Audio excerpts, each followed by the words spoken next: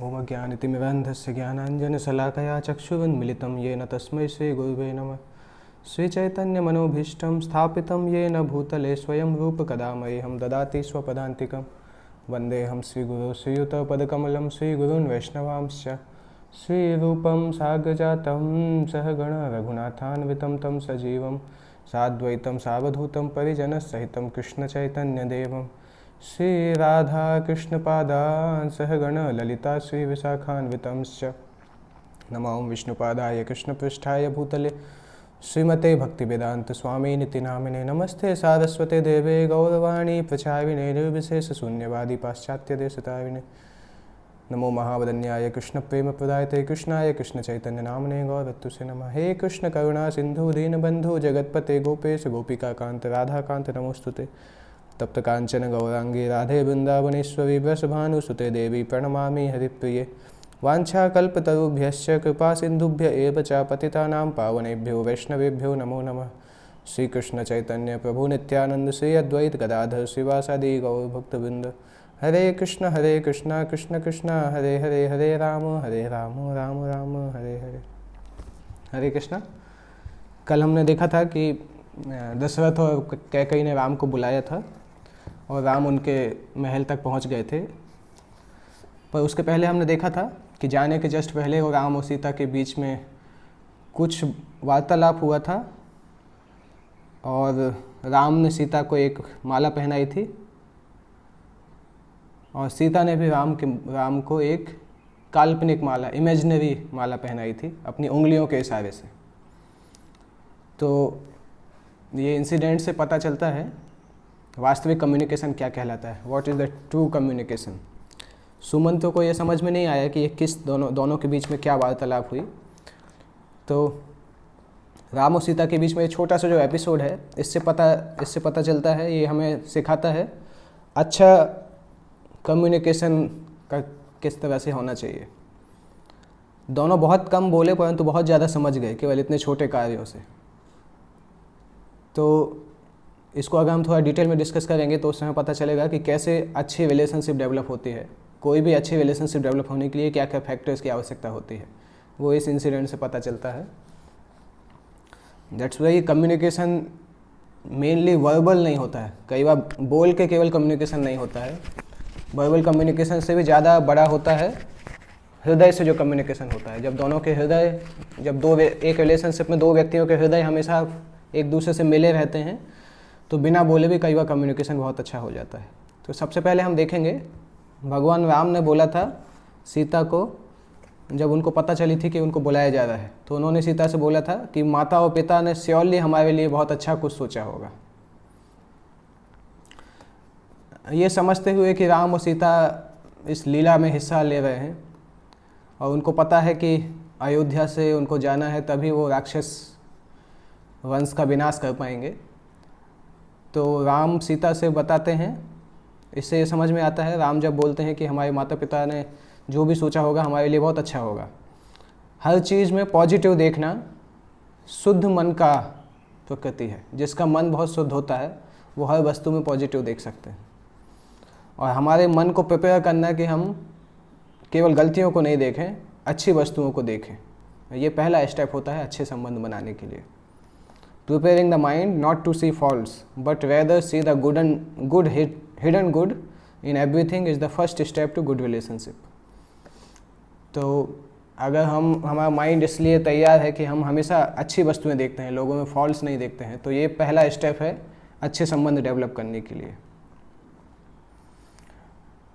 जब कोई व्यक्ति सोने को ढूंढता है तो वो गड्ढा करता जाता है, वो ये नहीं देखता कि उसने कितनी धूल निकाली, केवल ये देखता है कि उसने कितना सोना प्राप्त किया। इसी तरह से व्यक्ति में अगर हम किसी से अच्छा संबंध बनाना चाहते हैं तो हमें देखना चाहिए उसके अंदर अच्छे गुण क्या क्या हैं, तभी हम उससे संबंध डेवलप कर पाएंगे। तो राम ये चीज़ बोल के सीता को कन्वे करने की कोशिश कर रहे थे कि चाहे इंस्ट्रक्शन कैसा भी आए दशरथ और कैकेयी के लिए, ये उनकी खुशी के लिए होगा। भले ही हो सकता है कि उनको ठीक नहीं लगे कि ये उनकी खुशी के लिए है कि नहीं, परंतु वास्तविकता में उनकी खुशी के लिए होगा। तो अच्छा संबंध तभी डेवलप होना चालू होता है जब दोनों व्यक्ति जो हैं वो हर कार्य में अच्छा इंटेंशन रखते हैं और गलती ढूंढने से बचते हैं और क्रिटिसाइज करने से बचते हैं। तो ये राम का माइंडसेट है, किसी भी परिस्थिति को अच्छे तरीके से देखना। नेक्स्ट आता है, राम ने सीता के गले में माला क्यों डाली? Why did Rama place the garland around Sita's neck? Ram ने माला डालने से ये इंडिकेट किया कि एज अयोध्या के राजकुमार के रूप में ये उनकी लास्ट गिफ्ट है सीता के लिए। इसके आगे वो उनको और कोई बड़ी गिफ्ट नहीं दे पाएंगे, क्योंकि उनके पास कुछ रहेगा नहीं। एट द मोस्ट वो उनको जंगली फूल की बनी हुई कुछ मालाएं दे सकते हैं, क्योंकि अभी वो जब जा रहे हैं तो उनका सारा धन जाने वाला है, सब कुछ लॉस्ट करने वाले हैं वो। तो ये माला वो पहनाते हैं, ये राम की अंतिम गिफ्ट है सीता के लिए, अयोध्या के राजकुमार के जैसे। इसके बाद वो वनवास के लिए जाने वाले हैं। और ये माला पहनाते समय वो ये जानना चाहते थे कि सीता क्या तैयार है राम को एक्सेप्ट करने के लिए उस परिस्थिति में भी, जबकि राम के पास से सब कुछ जा चुका है। जब सीता ने राम को सिलेक्ट किया था उस समय राम दशरथ के पुत्र और अयोध्या के राजकुमार थे, होने वाले राजा थे। परंतु राम अभी इंडिकेट कर रहे हैं कि केवल कुछ ही समय बाद ऐसा होने वाला है, कुछ ही मिनटों बाद ऐसा होने वाला है कि मेरे हाथ से अयोध्या से संबंधित सब वस्तुएं जाने वाली हैं। तो क्या तुम तैयार हो उस परिस्थिति में भी मुझे स्वीकार करने के लिए? ये दूसरा राम के मन में प्रश्न था जिस प्रकार से उन्होंने माला पहनाई। सीता ने कुछ आंसर नहीं दिया, सीता केवल स्माइल की, केवल मुस्कुराई। उस स्माइल का ये मतलब था कि वो बहुत खुश हैं राम के मूड और मिशन को फॉलो करने के लिए। सीता खुश हैं कि वो राम को असिस्ट करेंगे उनके मूड और मिशन में। और सीता जानती थी कि उनको ये समय आ गया है कि उनको अयोध्या छोड़ के जाना है, जिससे कि राम के अवतार का जो लक्ष्य है वो प्राप्त कर सकें। और सीता राम को उनके अवतार का लक्ष्य प्राप्त करने में असिस्ट करने के लिए ही यहाँ पे आई हैं। इसलिए सीता स्माइल करके इंडिकेट करती हैं कि वो हर समय राम के साथ रहने के लिए तैयार है। सीता के लिए राम के साथ रहना ज़्यादा महत्वपूर्ण था इससे केवल हैप्पी अच्छे समय में उनके साथ रहना। सीता की ये प्रायोरिटी थी कि वो हमेशा राम के साथ रहें, ये प्रायोरिटी नहीं थी कि केवल अच्छे समय में राम के साथ रहें। तो लोगों के बीच में अच्छे संबंध केवल तभी डेवलप हो सकते हैं जब जीवन के अच्छे और ख़राब स्थितियाँ साथ में शेयर की जाएं और ख़राब स्थितियों में कंप्लेंट्स नहीं की जाएं, तभी अच्छे से संबंध डेवलप हो सकता है। अगर केवल अच्छे समय में हम साथ रहना चाहते हैं तो संबंध डेवलप नहीं होगा। अच्छे और ख़राब दोनों समयों में साथ में रहना सीखना चाहिए बिना कंप्लेंट के, तब रिलेशनशिप अच्छे से डेवलप हो सकता है। अभी नेक्स्ट आता है, सीता ने राम के गले में एक माला डाली केवल आँखों के इशारों से, आँखों और हाथ के इशारे से एक माला पहनाई, जबकि वो माला वास्तविकता में नहीं थी। तो इसका क्या मतलब है? ये जो सीता की आँखों के इशारों से जो उन्होंने माला पहनाई वो एक्चुअली राम के प्रति सीता के प्रेम को इंडिकेट करता है। क्योंकि जब कोई व्यक्ति वास्तविक गिफ्टों के लिए आदत पड़ जाती है, उसको बड़े बड़े गिफ्ट दिए जाते हैं, तो व्यक्ति भूल जाता है कि उसको जो हृदय से प्रेम से जो गिफ्ट दी जाती है उसकी महत्ता को भूल जाता है। क्योंकि उसको सामने जो बड़ी गिफ्ट होती है वो ज़्यादा इंपॉर्टेंट दिखती है, हृदय का प्रेम कम इंपॉर्टेंट दिखता है। तो अगर इस तरह से हम देखें सामान्य गिफ्ट के आधार पे, तो सीता ने राम को जो गिफ्ट दी उसका कुछ मतलब नहीं था, परंतु साथ में उस गिफ्ट के साथ सीता ने अपना प्रेम राम को दिया, जिससे कि वो गिफ्ट जो थी वो इनवैल्यूएबल थी। इसलिए अच्छे संबंध तब डेवलप हो सकते हैं जब जो लोग हैं वो ये समझ पाएँ कि उन दोनों के बीच में सबसे बड़ी गिफ्ट है वो दोनों एक दूसरे के लिए, सबसे बड़ी गिफ्ट है, उससे बड़ी गिफ्ट और कोई नहीं हो सकती। उसके आगे कुछ और ऐड करेंगे तो वो अच्छा है, बढ़ा सकता है, परंतु रिप्लेस नहीं कर सकता उनके प्रेम को। उन दोनों का प्रेम, उन दोनों की उपस्थिति उन दोनों के लिए सबसे इम्पॉर्टेंट है। इसलिए व्यक्ति को एक दूसरे से रिलेशनशिप में एक दूसरे से कॉम्पीट करने से बचना चाहिए। इसके बाद आता है, सीता का ये गार्लैंड किसको रिप्रेजेंट करता है? सीता का एक नाम है सुदीक्षणा। सुदीक्षणा का मतलब सीता के पास कला भी बहुत है और शक्ति भी बहुत है। स्किल्स एंड स्ट्रेंथ दोनों सीता के पास हैं, और इस गार्लैंड के द्वारा सीता ने अपने स्किल और स्ट्रेंथ दोनों राम को ऑफर की हैं। और इस ऑफरिंग से सीता क्या कन्वे कर रही हैं कि अपने स्किल के द्वारा उनके सामने कोई कठिन इश्यू आएंगे तो अपने स्किल के द्वारा सीता उस इशू को हैंडल करेंगी, और अपनी स्ट्रेंथ, अपनी विल पावर के द्वारा अपनी दृढ़ प्रतिज्ञ शक्ति के द्वारा सीता उन सभी चीज़ों को सहन करेगी, सारी कठिनाइयों को सहन करेंगी जो आगे आने वाली है। तो राम के साथ सीता उन कठिनाइयों को सहन करेंगी और साथ साथ कभी कोई कॉम्प्लिकेटेड इशू आएंगे तो उसको अपनी स्किल से, अपनी जानकारी से उसको दूर करने में मदद करेंगी। तो अच्छे संबंध लोगों के बीच में तब डेवलप होते हैं जब दोनों एक दूसरे को ट्रस्ट करते हैं, दोनों एक दूसरे पर विश्वास करते हैं और अपनी अपनी शक्तियों को उपयोग करते हैं एक दूसरे की सेवा करने के लिए, जिससे कि दोनों के बीच का संबंध डिस्टर्ब नहीं हो। तो इस इंसिडेंट से हम समझ सकते हैं अच्छे रिलेशनशिप के लिए, अच्छे कम्युनिकेशन के लिए ये रिकमेंड किया जाता है कि हम इन 4 सिद्धांतों को अपनाएं और 4 गलत वस्तुओं को दूर रखें। 4 सिद्धांत क्या है? हमेशा दूसरों में अच्छे देखने की आदत डालनी चाहिए और फॉल्ट फाइंडिंग, किसी की गलती ढूंढने या गलती बोलने से बचना चाहिए। दूसरा, ज़िंदगी में हर स्टेज पे सुख प्राप्त करने की कोशिश करना चाहिए। कई बार हमारे साथ ठीक नहीं होता है, कई बार ठीक होता है, तो दोनों में हमें खुशी रहने की कोशिश करनी चाहिए और कंप्लेंट ढूंढने से बचना चाहिए। और दूसरे को वैल्यू करना चाहिए, एक दूसरे को वैल्यू करना चाहिए, ये समझना चाहिए कि एक दूसरे का संबंध ही उनके लिए सबसे बड़ी गिफ्ट है। और चौथा, एक दूसरे को निस्वार्थ सेवा करने की प्रयास करना चाहिए और एक दूसरे को निस्वार्थ सेवा करने का प्रयास करना चाहिए और साथ साथ एक दूसरे को कॉम्पीट करने से बचना चाहिए। ये चौथा सिद्धांत है अच्छे संबंध का। तो इसके बाद राम पहुंचते हैं माता पिता के पास। राम विनय मुद्रा में वहाँ पे खड़े हो जाते हैं। विनय मुद्रा विनम्रता को डिनोट करती है और वहाँ पे राम अपने एक हाथ से अपने ऑर्नामेंट्स को भी पकड़े हुए हैं, जिससे कि उससे बार बार आवाज़ नहीं हो और राजा रानी उस ऑर्नामेंट से डिस्टर्ब नहीं हो। राम ने जब रूम में चारों तरफ देखा तो उनको बहुत अंतर समझ में आया। बाहर एकदम अलग टाइप का माहौल था, अंदर एकदम अलग टाइप का माहौल था। राम बहुत डिस्टर्ब थे इस चीज़ को देख के कि यहाँ पे इस तरह से माहौल क्यों है। तो राम की एक बॉडी लैंग्वेज से एक और वस्तु समझ में आती है कि राम को ऐसा लगा कि जब वो सीनियर्स के साथ हैं तो उन्हें अपने मुंह को बंद रखना चाहिए और कानों को एकदम ओपन रखना चाहिए, क्योंकि जो उनके सुपीरियर हैं वो हमेशा उनके लिए अच्छा बताएंगे, उनसे ज़्यादा क्वालिफाइड हैं। इसलिए राम ने अपने मुंह को कवर किया और ध्यान से खड़े हुए कि राजा का आदेश क्या मिलने वाला है। और राम को एक चीज़ महसूस हो रही थी कि दशरथ को उन्होंने अभी तक जितना भी देखा था, जितनी बार भी देखा था, राजा या तो उनके महल में अपने राज सिंहासन पे थे या बड़े कोई सिंहासन पे थे, वो बहुत अच्छे तरीके से ड्रेस्ड थे। परंतु यहाँ पे उनके पिता जो हैं वो ज़मीन पे, ठंडे ज़मीन पे डले हुए हैं और पिछले दिन के कपड़े उन्होंने पहने हुए हैं। अभी तक ऐसा लग रहा है कि बहुत ज़्यादा बीमार हैं, बहुत वीक हैं।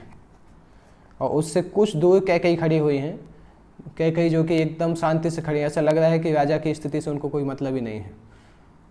तो राम को ये दोनों चीज़ें दिखाई दी। कैकेयी में उन्होंने देखा कि गुस्सा भी है कैकेयी के अंदर और क्रूरता भी दिखाई दी और बहुत अजीब टाइप की फीलिंग आई कैकेयी को देख के। और राम ने जब अपने पिता को देखा तो पिता बहुत धीमे धीमे रो रहे थे और पिता का शरीर इस तरह से था कि पिता बहुत ज़्यादा बीमार जैसे लग रहे थे, या ऐसे ऋषि के जैसे लग रहे थे जिसने अपनी सारी शक्ति को खो दिया हो। जब उसने राजा को इस स्थिति में देखा तो राम की आंखों से आंसू आने लगे और दशरथ भी राम को देख के और ज़्यादा रोने लगे। उन्होंने धीरे से राम को बुलाया और दशरथ ने अपनी आंखों को राम को देखने के लिए जैसे आंखों से आंखें मिली तो दशरथ ने अपनी आंखें नीचे कर ली। वो राम को देख नहीं पाए बहुत देर तक, और जितनी देर के लिए वो आंखें मिली उतनी देर में राम ने देखा कि दशरथ कितने ज़्यादा दुखी हैं। ऐसा लग रहा था कि दशरथ दुख के सागर में डूबने वाले हैं। एक आँखों की स्थिति को देख के पता चल सकता है कि व्यक्ति किस स्थिति में है, क्योंकि हमारी आँखें हमारे मन को बता देती हैं। आँखें वो बालकनी हैं जो दूसरे को अलाउ करती हैं देखने के लिए कि हमारे मन के अंदर क्या ड्रामा चल रहा है। ये आँखें वो बालकनी के समान हैं। तो अपने पिता को इस प्रकार से दुख में देख के राम का हृदय बहुत एजिटेट हो गया। जैसे कि पूर्णिमा के दिन समुद्र बहुत एजिटेट होता है, उसी तरीके से राम का हृदय एजिटेट हो गया। सामान्यतः राम को देखने से दशरथ बहुत खुश हो जाते थे, परंतु आज राम को देखने से राम से दशरथ आँख भी नहीं मिला पा रहे हैं। और राम को लगा कि राम की उपस्थिति से ही दशरथ को इतनी परेशानी है। और वो सोचने लगे कि उन्होंने इतना क्या गड़बड़ किया है कि उनके पिता उनसे इतने ज़्यादा नाराज़ हैं। और राम तुरंत कैकेयी के पास जाके पूछते हैं उनके मन में जो भी प्रश्न होते हैं, क्या मेरे पिता को कोई शारीरिक समस्या है, या कोई चीज़ उनके मन को डिस्टर्ब कर रही है, या भरत या शत्रुघ्न को कुछ ऐसा गलत हो गया है क्या, या आपने उनको घमंड के कारण कुछ गलत बोल दिया है। इस तरह से राम कैकेयी को पूछते हैं। और राम बोलते हैं कि कई बार ऐसा होता है कि हम सुख को प्राप्त नहीं कर पाएँ, क्योंकि सुख और दुख प्रारब्ध के द्वारा डिसाइड होते हैं, परंतु मेरी ड्यूटी है कि मैं पिता के इस दुख को दूर करूं।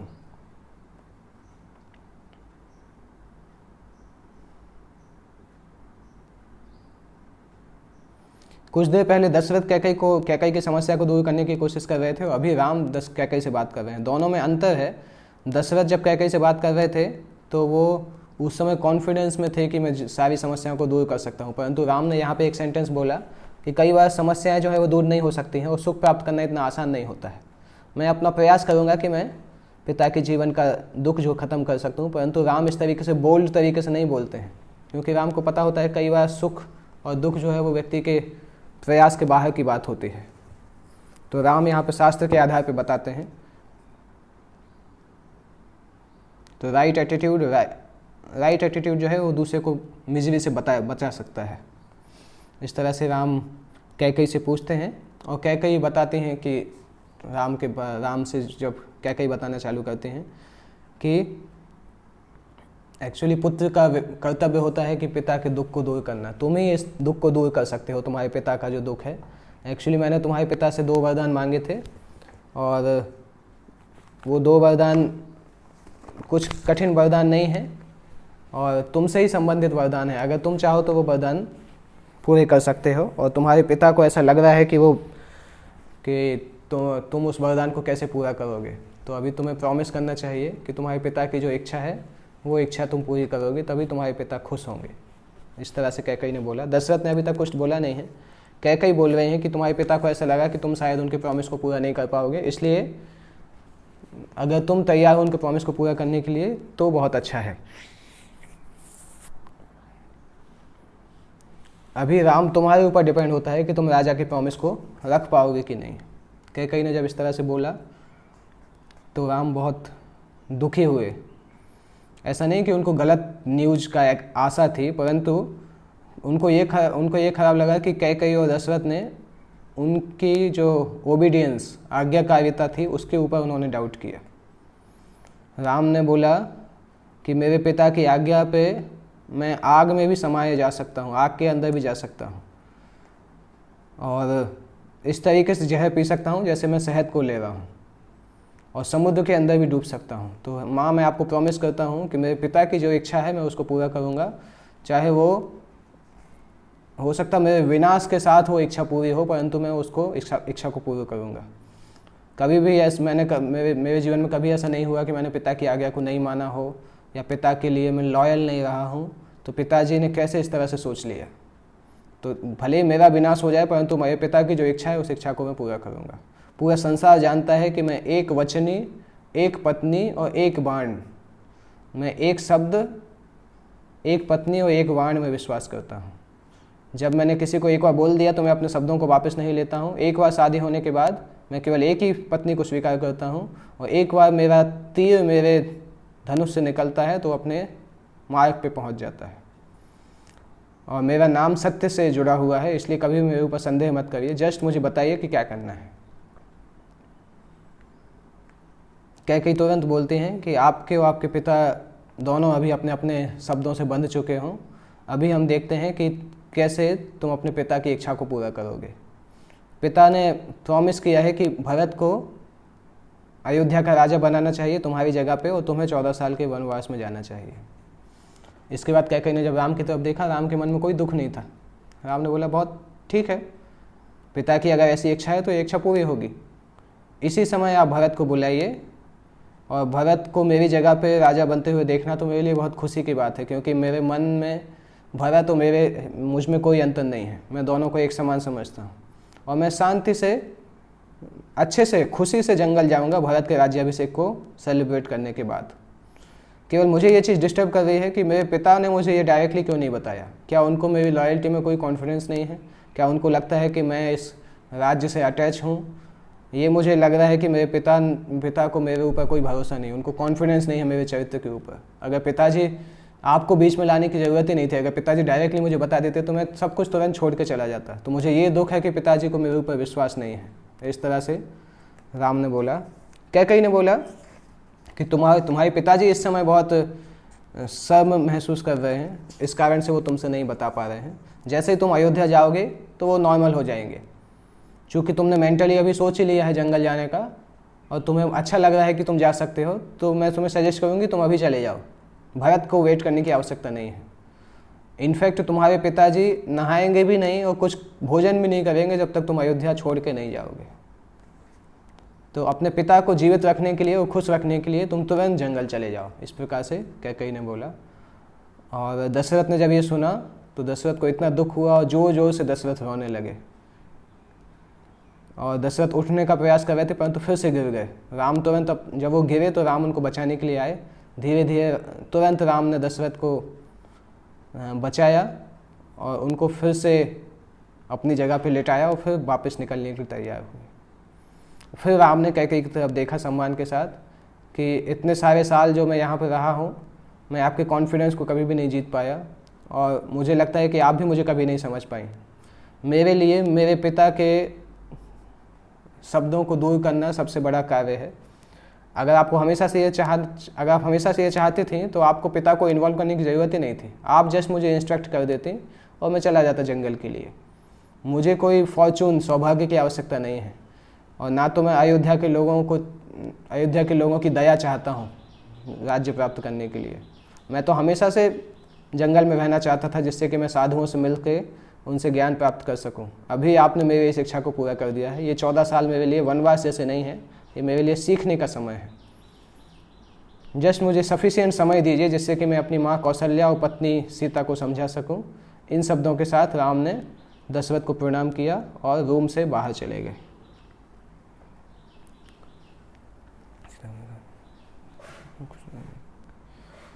तो इस प्रकार से राम जब बाहर जाते हैं, अभी तक रूम में कुछ बदला नहीं था। दशरथ अभी फ्लोर पे सो रहे थे और कैकई वहाँ पे खड़ी हुई थी। परंतु एक चीज़ बदल गई थी। कैकई के अंदर जो गुस्सा था वो अभी खुशी में बदल गया था, और दशरथ का पेन जो है वो अभी बहुत 1000 गुना बढ़ चुका था। जैसे ही राम रूम से निकलते हैं तो सुमंत के पास से होके जाते हैं। सुमंत अभी तक शॉक में थे, उन्होंने जो कुछ सुना था। सुमंत को पता था कि उनके पास कोई अधिकार नहीं कि वो फैमिली मैटर्स में कुछ कमेंट करें, परंतु एज ए मिनिस्टर उन्होंने सोचा कि जो अभी हुआ है उससे पूरा राज्य डिस्ट्रॉय हो जाएगा, और इस शॉक को वो सहन नहीं कर पाए। तुरंत राम के पीछे पीछे जाने लगे। कैकई के लाइफ का ड्रामा अभी ख़त्म हुआ था जैसा उन्होंने सोचा था, परंतु राम की लाइफ का ड्रामा अभी चालू हुआ था। कैकई ने अपनी इच्छाओं को ज़्यादा वेट दिया, अयोध्या के परंपरा से भी ज़्यादा, और इक्ष्वाकु वंश की फेम, यश से भी ज़्यादा अपनी इच्छाओं को वेट किया। राम का संसार कुछ ही मिनटों में बदल गया था। जब वो अंदर आए थे तो राजा बनने वाले थे, वो जब बाहर जा रहे थे तो भिखारी के जैसे जा रहे हैं। पर राम को शांति मिली ये सोच के कि वो उनके पिता के सिर पे जो बर्डन था कि राम उनकी बात मानेंगे कि नहीं, उस बर्डन को वो राम हैंडल कर सकते हैं। ये सोच के राम को शांति मिली। उनको लगा कि अभी उनके पिता के दुख को वो कम कर सकते हैं, और राम खुश थे जब उनसे बोला गया था कि वो उनको रूल करना है, और जब उनसे बोला गया कि उनको सब छोड़ना है और जंगल जाना है। दोनों समय वो खुश थे। और जैसे ही राम कैकई के रूम के बाहर आए तो लक्ष्मण को उन्होंने देखा। लक्ष्मण ने सब कुछ सुन लिया था, और लक्ष्मण इतने ज़्यादा गुस्सा में थे, वो घूम रहे थे आगे पीछे, क्योंकि रूम के अंदर नहीं जा पा रहे थे सम्मान के कारण, और रूम के बाहर भी नहीं रह पा रहे थे ये देख के कि अंदर कितना ज़्यादा षड्यंत्र चल रहा है। तो जब राम ने लक्ष्मण को इस गुस्सा में देखा, राम ने उनसे बात ही नहीं किया और सीधे सीधे आगे निकल गए, क्योंकि उनको पता था जैसे ही बात करेंगे तो लक्ष्मण गुस्से में बहुत कुछ चीज़ें बोलना चालू करेंगे। तो किसी गुस्से में जो व्यक्ति है उसको मदद करने का सबसे गलत समय है जब बहुत सारे लोग हों, तब उससे कुछ बात करो। इसलिए राम ने लक्ष्मण से बात नहीं की, सीधे चले गए, जिससे लक्ष्मण को अपना गुस्सा निकालने का समय ही नहीं मिलेगा। और सबसे गलत समय है गुस्से में जब व्यक्ति हो, तब उससे बात करो उस मैटर के बारे में जिसके कारण वो गुस्सा है। अगर उस समय बात करोगे तो वो हमेशा बहुत अजीब तरीके से जवाब देते हैं। इसलिए ये सोच के राम ने लक्ष्मण से बात ही नहीं की, सीधे निकल गए। और लक्ष्मण को ऐसा लगा कि जैसे कोई बहुत शीतल पवन, शीतल हवा उनके बगल से निकला। उनको समझ में ही नहीं आया कि राम को कुछ फर्क ही नहीं पड़ा, राम अभी भी पहले ही जैसे ही हैं। तो जैसे उनको पता चला कि राम उनके चारों तरफ नहीं है, लक्ष्मण तुरंत दौड़ने लगे राम के पीछे, अम्ब्रेला और चामर लेके, छाता और चामर लेके। राम ने दोनों को हटा दिया। राम ने लक्ष्मण से बोला कि इन लग्जरीज की ज़रूरत नहीं है, अभी वो राजा नहीं है। और इन चीज़ों को लेके लक्ष्मण राम के पीछे पीछे जा रहे हैं। लक्ष्मण की आंखों में बहुत आंसू हैं, सुमंत की आंखों में भी बहुत आंसू हैं। तो इस प्रकार से राम पहले के जैसे मुस्कुराते हुए जा रहे हैं, उनके दोनों तरफ लक्ष्मण और सुमंत रोते हुए जा रहे हैं। ऐसा देखते देखते जब वो कैकेयी के महल से बाहर आए तो लोगों ने जब राम को देखा तो उनको बहुत खुशी हुई, क्योंकि राम का चेहरा उसी तरह से है, उसी तरह से वो प्रेम से देख रहे हैं सबकी तरफ। राम को देख कर उनको लगा कि हाँ सब कुछ ठीक है, परंतु उनके बगल में दोनों लोग हैं, लक्ष्मण है और सुमंत हैं, दोनों की आंखों से आंसू आ रहे हैं। और साथ साथ राम के ऊपर छाता भी नहीं है और चामर भी नहीं है। तो ये देख के उनको समझ में नहीं आया, एक तो राम की मुस्कुराहट देख के उनको समझ में नहीं आया कि राम ऐसा क्यों कर रहे हैं, और दूसरा लक्ष्मण और सुमंत को रोते हुए देख के उनको समझ में नहीं आया कि क्या चीज़ है। उनको लगा था कि कुछ गड़बड़ है, परंतु वो समझ नहीं पाए क्योंकि राम पहले जैसे ही खुशी थे। तो अभी राम सोच रहे हैं सभी को देखते हुए कि जैसे सूरज का कोई अटैचमेंट नहीं है, सूर्य देव का कोई अटैचमेंट नहीं है किसी एक जगह से, वो हर जगह पे जाते रहते हैं, पूरे संसार में हर इंच में जाते रहते हैं। इसी तरीके से सूर्य वंश के प्रतिनिधि होने के कारण राम को भी समझ में आ गया है कि अभी वो सूर्य के तरह कार्य करें, अयोध्या को छोड़ के अलग अलग जगह पे जाएं, अलग अलग लोगों की सेवा करें जिनको उनकी सेवा की आवश्यकता है। इस प्रकार से राम ने कुछ क्षण के लिए अपनी आंखें बंद की और सूर्य देव से प्रार्थना की कि वो सूर्य देव की प्रकृति को पालन करके अयोध्या छोड़ के संसार में अलग अलग जगह पे जो लोग रह रहे हैं उनकी मदद कर सके।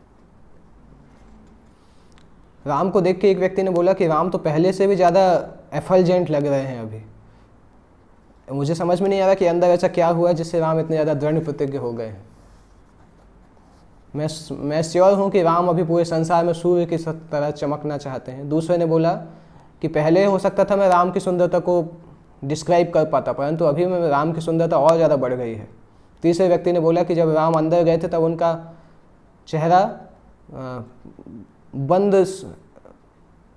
बंद कमल के जैसा था, परंतु अभी वो कमल का फूल खिल गया है पूरी तरह से। उनकी आंखों को देखें, आंखें समुद्र के जैसे हैं, जब भी मैं इनको देखता हूँ तो उसमें डूब जाता हूँ।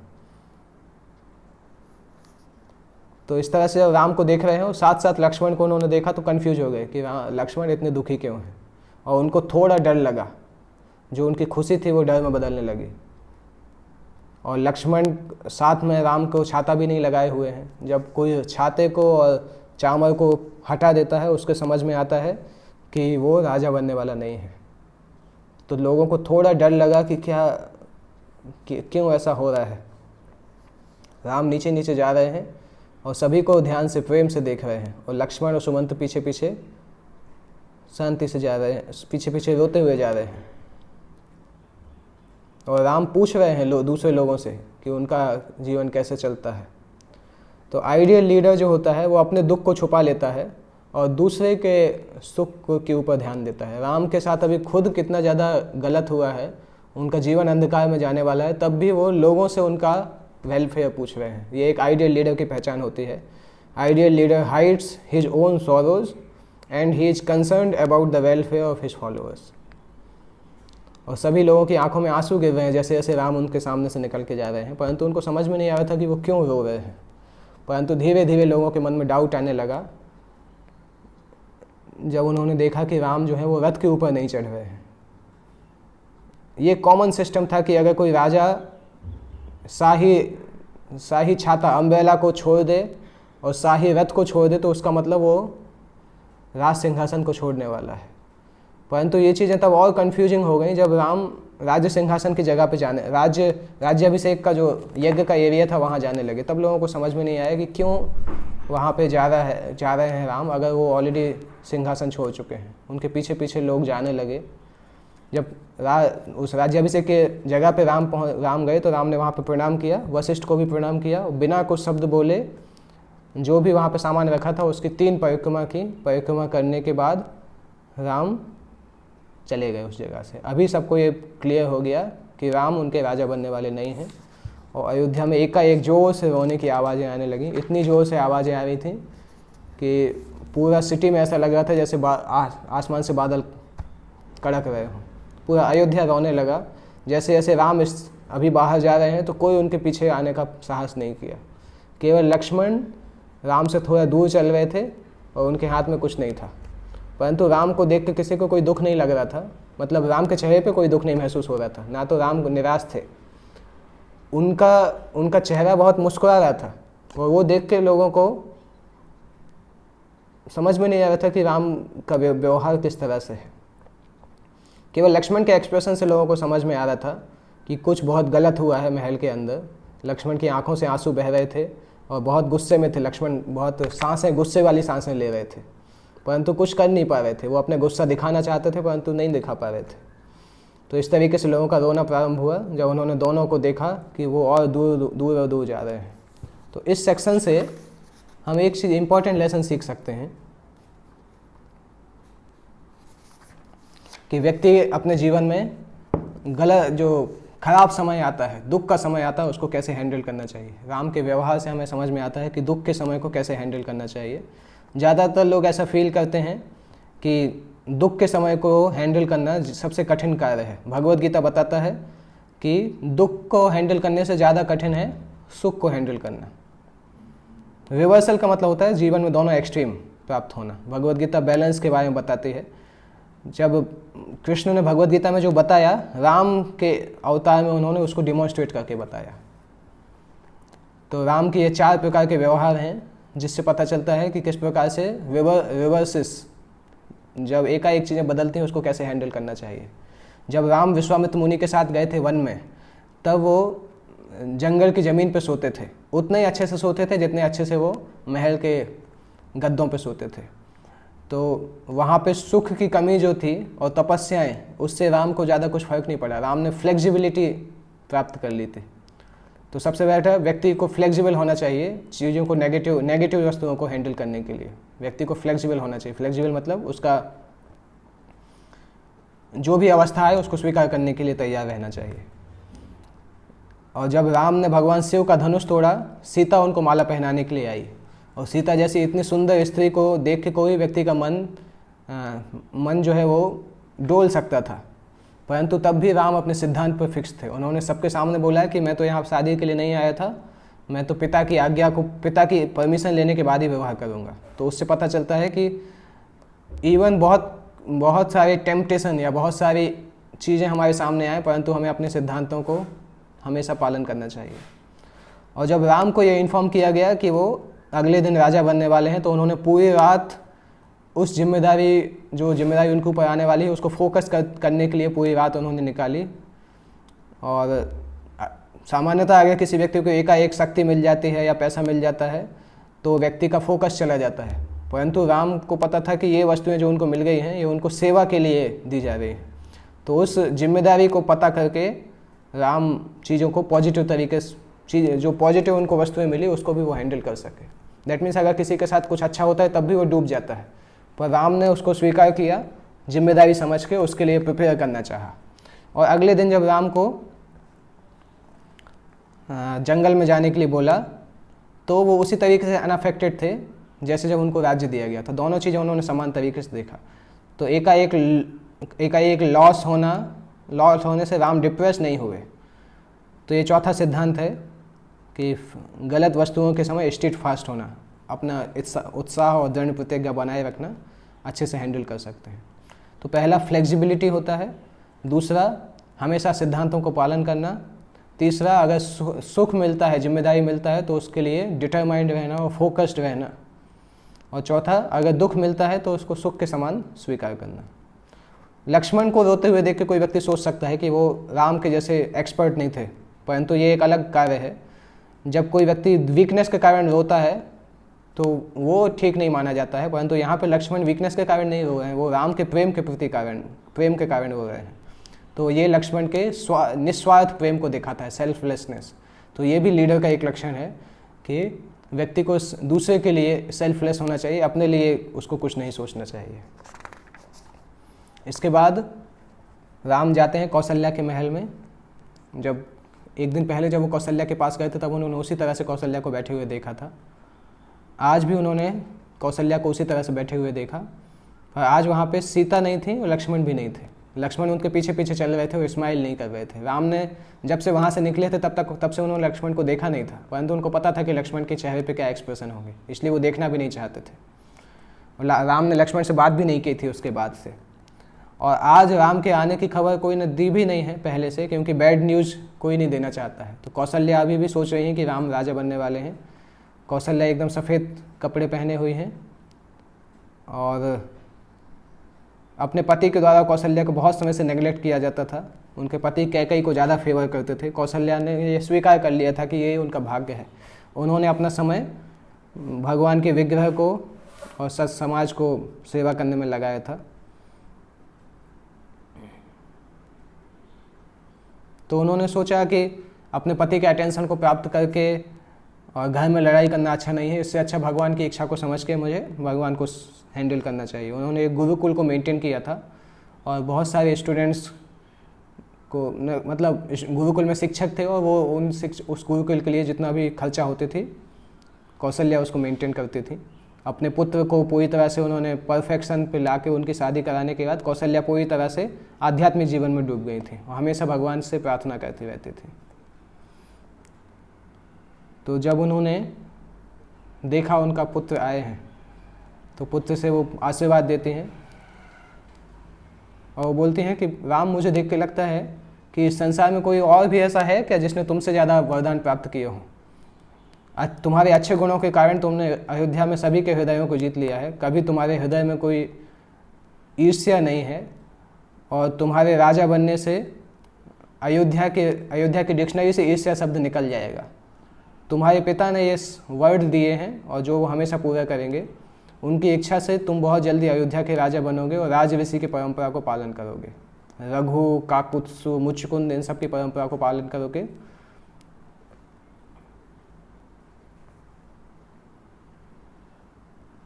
तो यहाँ पे जब कौशल्या ने बोला कि राम, तुम्हारे रहते एनवी, ईर्ष्या कभी इस संसार में नहीं आई है, तो एक चीज़ समझ सकते हैं कि ईर्ष्या तो ऑलरेडी अयोध्या के अंदर आ गई है मंथरा के शब्दों के द्वारा। और दूसरी तरह से हम देख सकते हैं कि वो सही भी बोल रही हैं, क्योंकि राम इस ईर्ष्या को अयोध्या के अंदर एंटर नहीं करने देंगे। वो तुरंत राम अयोध्या को छोड़ देंगे और राम स्वीकार करेंगे कि दशरथ अपने प्रोमिसेस को पूरी तरह से रखें जो उन्होंने कैकेयी के लिए दिए हैं। कैकेयी के लिए उन्होंने पहले प्रॉमिस किया था और कौशल्या के लिए बाद में किया था। तो कैकेयी के लिए जो प्रॉमिस किया था वो पूरा करें। इसको पूरा करने के लिए राम यहाँ से जाने वाले हैं। कौशल्या को पता था कि उनके बेटे ने पिछले रात से कुछ नहीं खाया है, पिछले शाम से फास्ट कर रहे हैं, इसलिए उन्होंने स्पेशल फीस्ट बनाया था राम के लिए। और ये लास्ट फीस्ट थी जो वो राम को खिला पाएंगी, क्योंकि बाद में तो राम राजा बन जाएंगे। सामान्यतः एक बार जब कोई व्यक्ति राजा बन जाता है तो कोड्स बदल जाते हैं, कोड्स ऑफ कंडक्ट बदल जाते हैं। तो कौशल्या राम को पकड़ के एक स्पेशल सीट पे ले जाती हैं जो उन्होंने जहाँ पे बिठा के वो राम को खुद अपने हाथों से भोजन कराना चाहते थे। राम ने यहाँ पे स्वीकार किया। कौशल्या को कुछ भी बोलने के पहले अपने आप को समझाया। बहुत डीप ब्रेथ लेके राम सोच रहे थे कि अभी उनको हार्ड हार्टेड बनना होगा और इस तरह से दशरथ के डिसीजन को पूरा करने के लिए उनको कौशल्या के हृदय को तोड़ना होगा। राम ने बोला कि ये रॉयल सीट जो है ये मेरे लिए नहीं है, अभी मेरे पिता ने मेरे लिए एक नया मिशन ढूंढा है। आपका आशीर्वाद लेके मैं तुरंत दंडकारण्य जंगल चला जाऊंगा 14 साल के लिए, और वहाँ पे मैं एक वनवासी की तरह रहूँगा, और भरत जो है वो इस जगह पे राज्य करेंगे। मेरा खाना आज के बाद से जंगली फल रहेंगे, और मेरा पीना जो है वो नदी का जल रहेगा और शहद रहेगा। हे माँ, ये स्वीकार, मुझे पता है कि तुम्हें आपको बहुत दुख होगा और सीता को भी बहुत दुख होगा, परंतु मैं इसको स्वीकार किया हूँ अपने पिता के आज्ञा के द्वारा। कौशल्या एकदम ऐसा लगा कि जैसे कौशल्या फ्रीज हो गई हैं, कुछ बोल नहीं पाई। राम के शब्दों ने उनके हृदय को इतना ज़्यादा विदीर्ण कर दिया कि कौशल्या बहुत दुखी हुई, उनकी सांस लेने भी बंद हो गई, इस तरह से ज़मीन पे गिर गई वो। राम ने उनको जब उठाया तो कौशल्या केवल राम नाम ले पाई। 1 घंटे के अंदर राम ने अपने दोनों पिता को उसी तरह से देखा था, दोनों माता पिता को उस तरह से देखा था। पहले पिता को उन्होंने ज़मीन पर डला देखा, अभी माँ को उसी तरीके से देख रहे हैं। और दोनों को सुखी बनाने के लिए राम को केवल एक ही शब्द बोलने की आवश्यकता थी कि मैं अयोध्या छोड़ के नहीं जाऊंगा, परंतु ऐसी दुर्भाग्य था कि राम वो शब्द भी नहीं बोल सकते थे। राम ने बोला कि मुझे तुरंत अयोध्या छोड़ना होगा।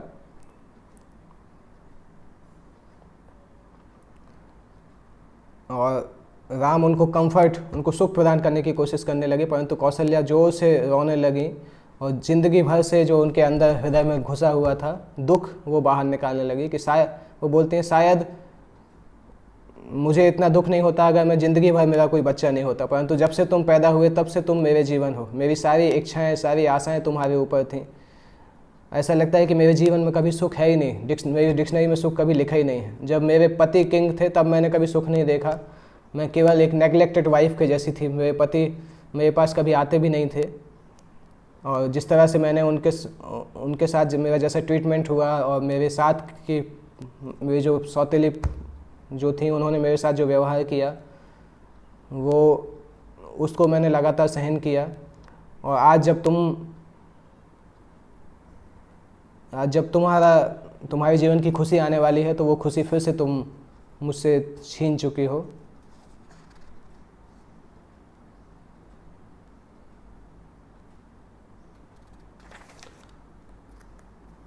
और फिर कौशल्या के मन में भी आता है कि जैसे ही तुम यहाँ से जाओगे तो कैकेयी का प्लान चालू होगा।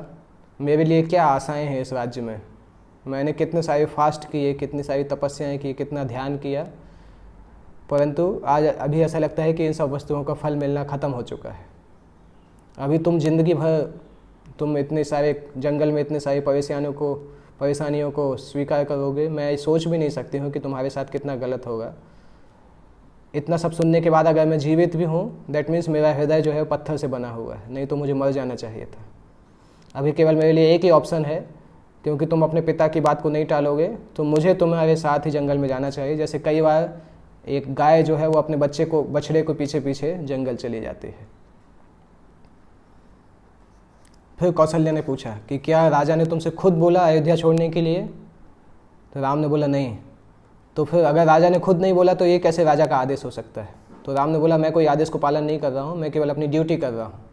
किसी व्यक्ति को बचाते समय हम उसके इंस्ट्रक्शन को नहीं देखते हैं, हम केवल मदद करते हैं। जब राम ने ऐसा बोला तो कौशल्या शांत हो गई, पर दशरथ को गुस्सा आ गया और दशरथ ने बोलना चालू किया कि कैसे कोई राजा आप किसी खराब स्त्री को सरेंडर कर सकता है।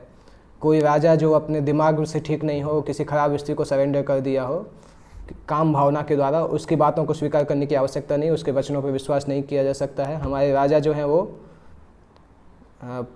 पागल के समान हो गए हैं। 25 साल में कभी भी ऐसा नहीं बोला, मैंने किसी व्यक्ति को ऐसा नहीं देखा जो राम के बारे में खराब बोले। राम ने ऐसा क्या गलत किया कि राजा ने उनको इस तरह से निकाल दिया? आज मैं अयोध्या के गेट पे खड़ा रहूँगा और देखता हूँ कि कौन राम को बाहर भेजता है। जो राम को बाहर भेजेगा मैं उसको ख़त्म कर दूँगा। मुझे पता है कि जो असुर होते हैं, जो गलत व्यक्ति होते हैं, उनको फोर्स के साथ समझाना पड़ता है। और उन्होंने बोला आज मैं शक्ति के द्वारा तुम ये सब ठीक करूँगा और तुम्हें राज्य के सिंहासन पर बैठाऊँगा। जब राम ने सोचा कि लक्ष्मण इतना ज़्यादा बोल रहे हैं, तो राम ने बताया कि मेरा मन कभी भी धर्म के रास्ते से नहीं भटक सकता है। लक्ष्मण तुम हो सकता अपने आप को समान समझते हो, महान समझते हो, परंतु मेरी एक बात सुनो, मैं अपने पिता की इच्छाओं के अपोजिट में जाने के लिए तैयार नहीं हूँ। किसी पुत्र के लिए पिता की इच्छाओं से अपोजिट जाना अच्छा नहीं कहलाता है। किसी पुत्र का सबसे बड़ा धर्म है कि पिता की आज्ञा को पालन करना चाहिए। इस तरह से राम बोलते हैं। इसके आगे और भी बातचीत होता है इसी सेक्शन में, वो हम कल डिस्कस करेंगे। राम और लक्ष्मण के बीच में बात होती है। अभी राम कौशल्या को मनाने के बाद फिर सीता के पास जाएंगे। वो सारा डिस्क्रिप्शन हम कल के सेशन में देखेंगे। जगत गुरु श्रील प्रभुपाद की जय।